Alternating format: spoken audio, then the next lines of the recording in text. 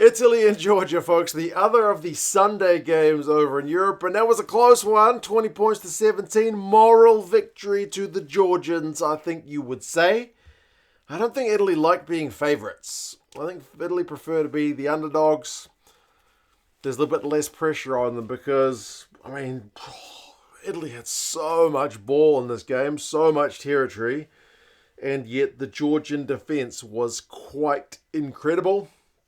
They just did not contest the breakdown. They just kept a full defensive line and tackled and tackled and tackled and tackled again. It's a little bit concerning for the Italians that they were not really able to break down the Georgian defensive line, despite so many opportunities. I watched it in kind of bits and pieces prior to the Wales-Australia game, during halftime of the Australia game, and then after the Australia game. So I finished it. We'll go through some of the key events and the stats, and you guys can let us know your thoughts. Really enjoyable game. If you haven't seen this one, it's worth a watch. And it's not the one that's going to have that many highlight reel moments, barring a few tries. The action was largely the kind of tension of Italy just continuously trying to break the Georgian line and not being able to do it, and the building pressure of not being able to convert. Michele Lamaro, the captain, had to go off with a shoulder injury within the first 2 minutes. So maybe his leadership was a little bit lacking in the Italian side, but they were absolutely, you feel like rushing things a bit. They felt the desperation to kind of put the Georgians to the sword early. And as the sides got into a kicking duel, the Georgians won the kicking duel. There was a bit too much, nothing kicks from the Italians. The Georgians were quite happy to push the Italians back using the boot. Both sides had a couple of 22 entries early, but no points scored. The Italians came close on 17 minutes. This is how long they've been cracking at it, when Dino Lamb got held up. And that one kind of started from the Italians getting a little bit of scrum dominance as well. So that was encouraging from the Italians. Eventually, on 20 minutes, they opted for 3 points because we can't break this Georgian defensive line. It was almost like a moral victory again for the Georgians that they stifled the Italian attack. And, the Georgians replied with a try. The Georgians didn't have that many opportunities, but when they got them, they took them. It was basically when they finally got their line-out right, because the Georgian line-out had initially had a few issues. They got the line-out right. One phase after the line-out kind of set play, out to Tabutadze, the winger, and Matkava's got the nice try assist. It's the backs. Everyone talks about the Georgian forwards, but the backs link up for a nice set play move from a line-out. 7 points to 3. And the Italians, interestingly, opt for a long-range penalty from Matt Gallagher in reply. And he missed it. So, again, that's a credit to the Georgian defence that they're forcing the Italians to go for threes. They did get one from a slightly better position from Garbisi a few minutes later. So 6 points to 7, 1 point game.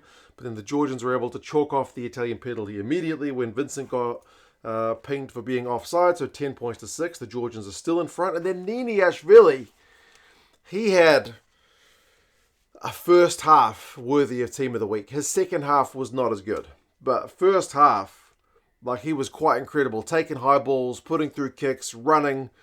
He was genuinely quite incredible. On kick return, he beat 3 Italian defenders. He is the attacker. And Lobjanidze, running the support line, is able to go over for a try. Don't kick this guy the ball. Georgia is in front. 17 points to 6. So that's a decent lead. But Georgia don't score any points in the second half. But man, that's the kind of lead that sends the Italians into the sheds really worried about what's going to happen in the second half. Italy did have one last throw of the dice before half-time, but Niniashvili, that man again, put in a nice try-saving tackle to take them into the sheds at 17-6. So hell of a first half performance from them. Italy have had 56% possession and 73% territory. And believe it or not, they will get even more in the second half. Second half, the Italians changed tactic a little bit. They decided to opt for touch instead of opting for the 3 points because the deficit is pretty big.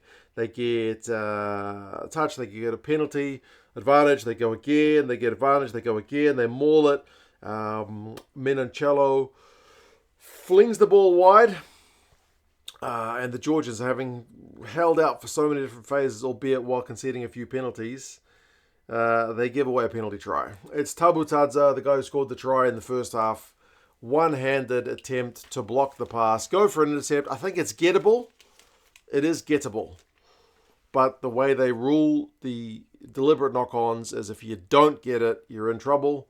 I don't particularly like the way they do that ruling, but we've seen literally this very weekend. I think Severis got one for the All Blacks, very similar, one-handed, but he's able to get it. But he doesn't get it, so he not only gets yellow carded, but it is a penalty try.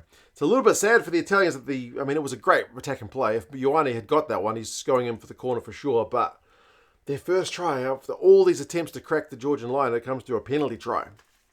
So 13-17, and then that's when things start to go a bit wrong for the Georgians. Maybe it's a bit of tiredness, maybe it's a bit of pressure. Restart goes out on the full.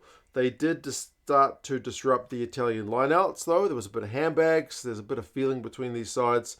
End of the yellow card period, though, Georgia get a second yellow card warning. Too many penalties conceded, especially offsides. And then Italy did get their final points of the game. They also got it from a line-out move. It's pretty slick stuff. It's just the line-out ball up. They don't step for the maul. They pop it straight to Fusco, the reserve halfback who comes on, just throws through a gap and scores. It is the kind of weakest moment of the Georgian defence probably of the entire game. So 20 points to 17. That's the final score. Still a lot of game to go. Like Ioane had a chance on a grubber from turnover ball. There was more handbags. Tabutadze had a great kick.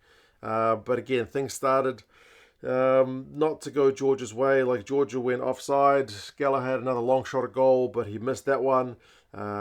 Georgia won a scrum penalty and missed touch. Like they've had so little possession in territory, you can't be missing touch, but they missed touch. And then Niniash really put it out on the full. Just errors, which they didn't make so much in the first half, which they did make in the second half. The Georgian defence held through a heck of a lot of phases. On the 76th minute, eventually they managed to win themselves a penalty at the breakdown, so they had one last chance. They lost the line out. So, yeah, game kind of ends with the Italians running down the clock. Georgia, first half, they had so few opportunities, but they took them.